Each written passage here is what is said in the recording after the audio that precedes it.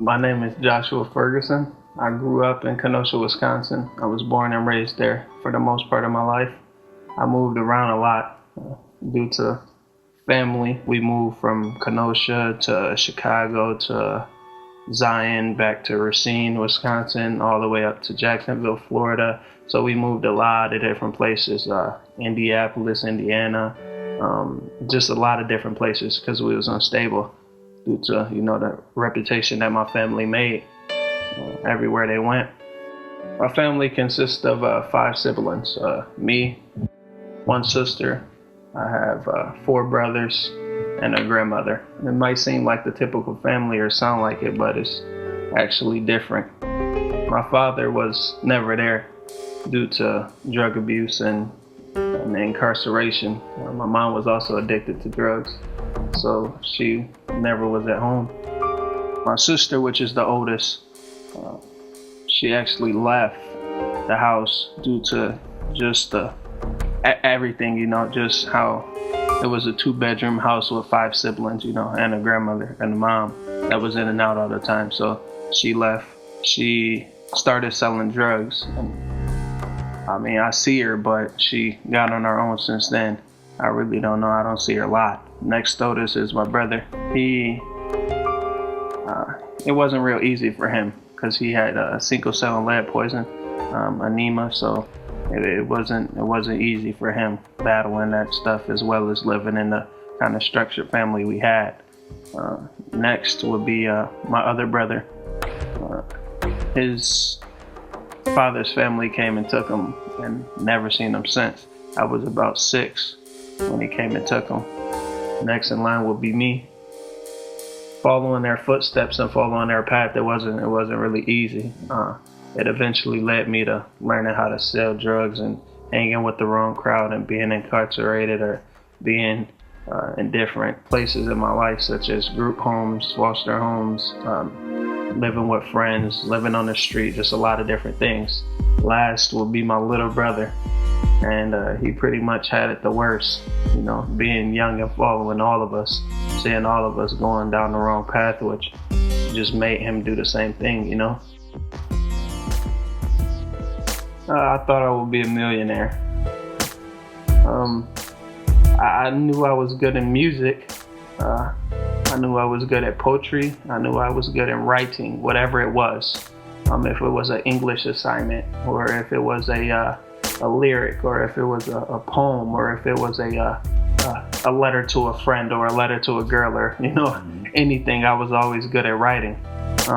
So I thought that would take me somewhere eventually, but due to situations I was in before, it put a hold on it. It put a pause on it, and it slowed it down. It took me to actually now in my life to keep going, to push, to make it happen. Not being able to be in school a lot of the times and being here and there and not knowing where you're gonna be next, not knowing if he was gonna wake up for school or just everything that everything and all the positions I got put in. I turned to music, and I started writing about the experiences I've seen and the life I lived, and just the way of life that I was living and how to get out of it, how to make a difference. When I started to make the music, it just was an excitement. It was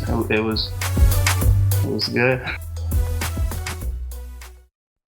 I remember back when I was about 14 years old, just seeing our whole family get together for a Thanksgiving dinner was really, amazing. It never happened.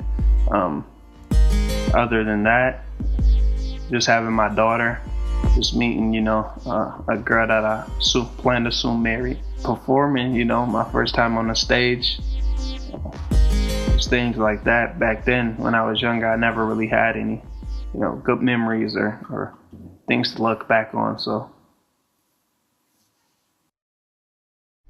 when I was growing up, God was a part of, I would say, my family's life. Not my close family, but my aunties and uncles and grandmother and They go to church every Sunday. They have been going to church every Sunday. I remember when I was younger, they came over and tried to get us to get involved, but it never happened. My grandma used to pray, so I used to listen to her praying, think like, I wonder what she's doing, or, who she's talking to, or, I used to think she was talking to herself when I was younger. I can't say he was a part of my immediate family, besides my grandmother, but I didn't really know about it, so I didn't know who he was or anything like that.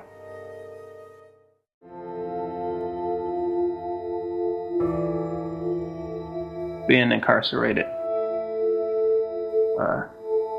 It's hard for a man, to be locked in a cell for 23 hours a day, and for 2 years,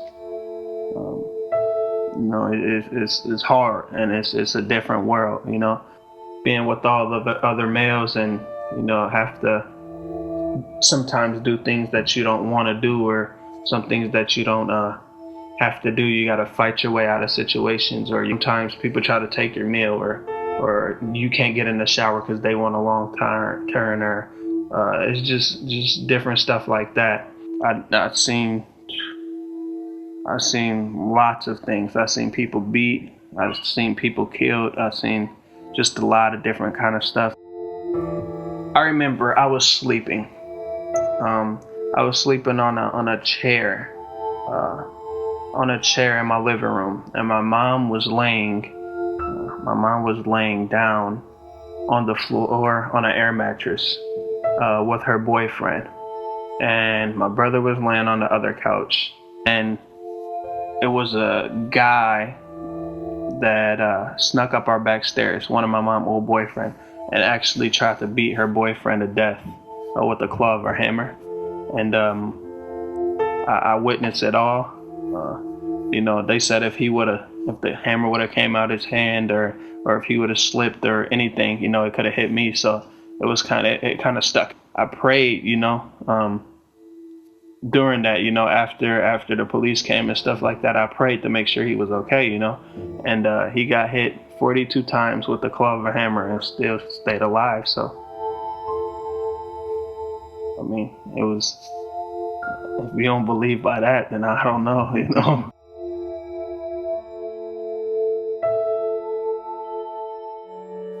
When I was about 13 years old is when I first got locked up. And with all the time, just sitting there, I actually opened up a Bible and I started reading. You find people with all different religions and everything there. So I got into reading, the Bible, and I started reading other stuff also, the Holy Quran, books of theology, and just a lot of different stuff, just to get a description of everything, or to get my belief, because I didn't know anything, so I was scattered. Like Christianity was the I don't know, it was the best thing in my eyes. It was the most realistic. It occurred. It related to my story. So that's what I went with. And I also believed, in their teachings, and I believed in the things that their values and the way of life. If you did your research on other religions, it didn't make sense. If it was 12 gods, or if it was a god of the sun, or a god of the air, and you know what I mean? It seemed like their value was in things, and I didn't believe that. I knew one guy that kept a little Bible in his sock everywhere he went in prison. He kept it in his sock. And I used to talk to him, at night. It was my roommate. I used to talk to him about it, and he just was like, you don't understand. You don't know. You don't understand. I used to think like, is it that powerful? Like, why do you carry it in your sock? He told me open the Bible if I want to learn, and what he actually did, which was interesting, was he told me, if you don't know anything about the Bible, he said, don't read it front to back. He said, just open it. every night just open the Bible and read, a little piece. He said anything you read, regardless on where you go, is going to be something to stand out. A lot of the times when I would open it, I would turn to Psalms and just read scriptures in there, and it related to my life. So I remember I used to ask him crazy stuff, things that I thought was crazy. I would say, if you're real, make the light flicker. If you're real, then get me out of here. If you're real, then get me a phone call. Just out of curiosity, just out of, just do something, show me, And when I started getting into it deep, then I realized that, he's here regardless on where I go. And I realized that whatever you ask him to do, it's not going to happen at that point in time. It's going to happen when you actually need it. And I saw changes in people. I saw people really change in ways that you wouldn't think they could, or you wouldn't think they would. A guy by the name of Dennis Bedford.